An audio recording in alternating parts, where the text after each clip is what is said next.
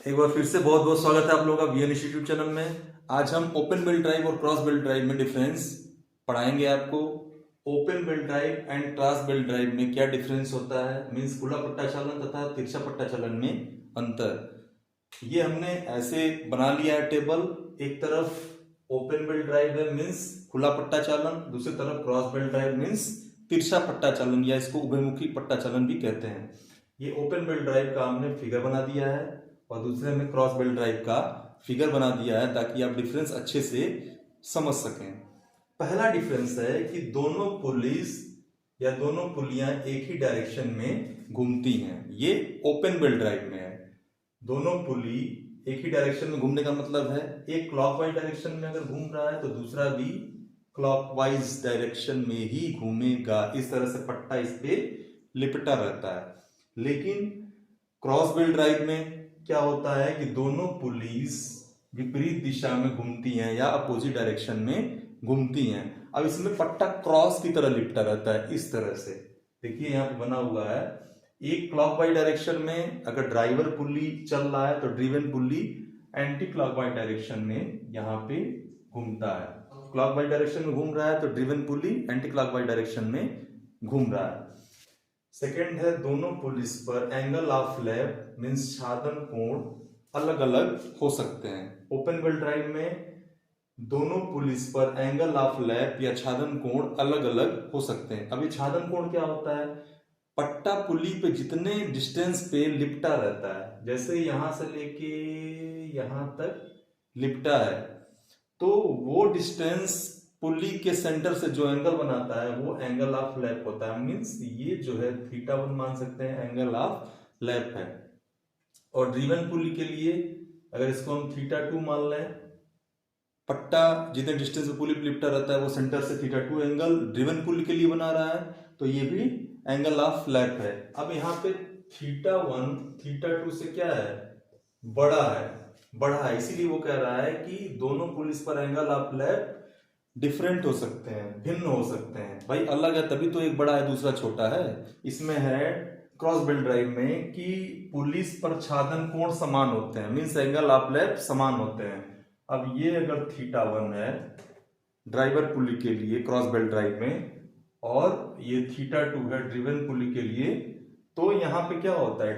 θ1 = θ2 होता है। Means cross belt drive में जो एंगल ऑफ लैप होते हैं या छादन कोण वो इक्वल होते हैं, वो बराबर होते हैं। θ1 = θ2।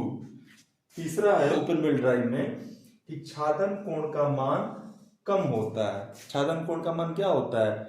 अपेक्षाकृत क्रॉस बेल्ट ड्राइव से कम होता है। लेकिन सेम डिस्टेंस के लिए क्रॉस बेल्ट ड्राइव में छादन कोण का मान बढ़ जाता है क्योंकि पट्टा पुलियों पे कुछ ज्यादा ही लिपटा रहता है क्रॉस के रूप में। इस नाते यहाँ पे θ1 ये बढ़ जाता है और θ2 भी क्या होता है? ये बढ़ जाता है। ये क्यों बढ़ता है? क्योंकि वो पट्टा पुली पे कुछ ज्यादा ही लिपटा रहता है क्रॉस की वजह से।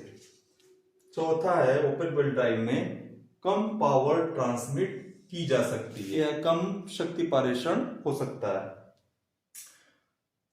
क्रॉस बेल्ट ड्राइव में अधिक पावर ट्रांसमिट की जा सकती है। अब ओपन बेल्ट ड्राइव में कम पावर ट्रांसमिट क्यों हम कर सकते हैं? क्योंकि इसमें angle of lap cross belt drive की अपेक्षा कम होता है क्योंकि पट्टा पुलियों पे कम लिपटा रहता है।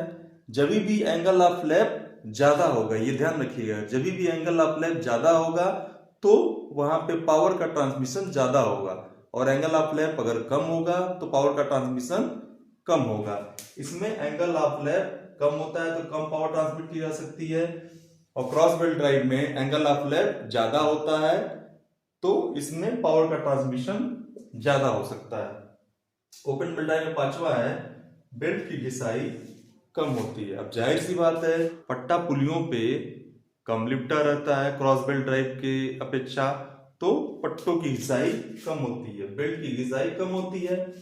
और क्रॉस बेल्ट ड्राइव में इस तरह से पुलियों पे पट्टा ज्यादा लिपटा रहता है तो घिसाई ज्यादा होता है।